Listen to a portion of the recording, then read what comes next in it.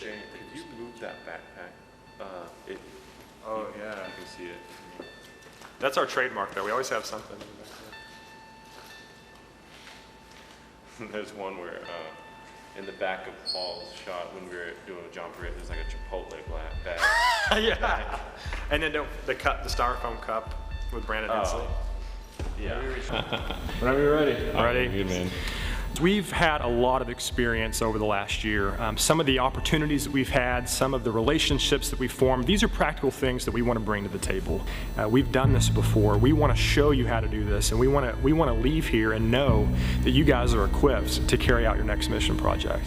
Honestly, it would be pointless for Breakdown as an entity to do missions. We need to and we want to get behind the church. God's called the church to engage people, not us. So what we want to do is help the church where they may lack, so we'll help the church in any way we can. But like I said, it's pointless for us to do it. We can't cultivate that relationship. We're not living in that community. We're bringing people behind there, but they're not in that culture, and that's why we want to get behind the church, have them continue and cultivate the relationships that are built through the local mission we'll help with. But Breakdown doesn't do local missions. Breakdown helps churches do local missions. Now, a lot of churches don't need our assistance, but there's many out there that we feel like do, and we are here just as a tool, to help those pastors. We don't try to come in and run things. We work with the staff, explain to them what we're all about, what we can do, and allow them just to use us however they would like, because we're all in about being used. So what we want to do as Breakdown is we want to empower the church to build those long-lasting, real loving, Christ-centered relationships with their cities. And we want them to show them that, hey, we love you even if you're not coming to our church. We love you even if you're not pouring into our church and volunteering and things like that. We want the church, we want to help them show their community that we're going to love you no matter what. Here lately, I've been spending a lot of time talking to a lot of different pastors. I've sat in different pastors' offices throughout Dallas and Fort Worth and just really getting to hear their heart. And the churches that we've helped, I think that what the takeaway from the pastors is here is this ministry that's come in. They have a vision that God in our city is very much alive, and there is a community who we really need to reach. And I don't know what it is. I don't know if it's just a brother from a different church and a body of believers who are scattered throughout Dallas and Fort Worth who've come together and said, look, it is time to get out. It is time to partner with one another. It's time to build each other up to reach our community in need.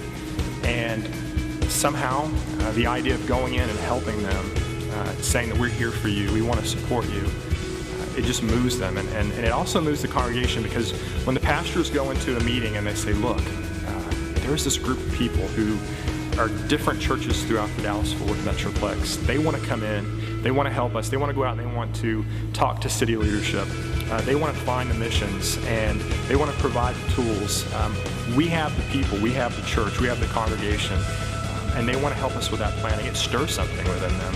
And there's always just this takeaway of, we're not alone in this.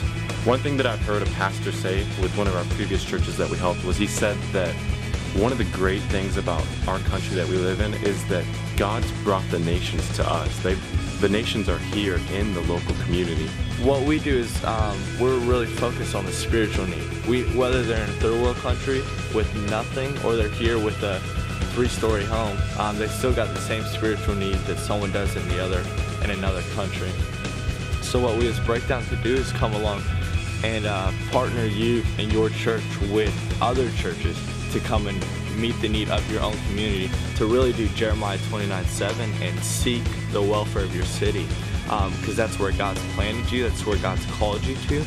We're starting to see that local missions are developing a heart for foreign missions as well, because there isn't a divide between local and foreign missions. It's missions. God's called us to all of it. But what I really think sets us apart, though, is that we've taken the risk, we've taken the steps to grow in areas where we can do a mission in a very wealthy city. We can do a mission in a very poor city. But what's most important is that we know now how to break down those walls. That's what we're here for, and if it means consulting with their staff and their pastors, or if it means actually full-blown mission, that we've done a number of times, teaming with multiple churches or campuses, I think our desire is to not only work with a single church on a mission project, but actually get 2 or 3 churches in a community together to work on a single project together. And that, I think, really digs at the center of what we're all about.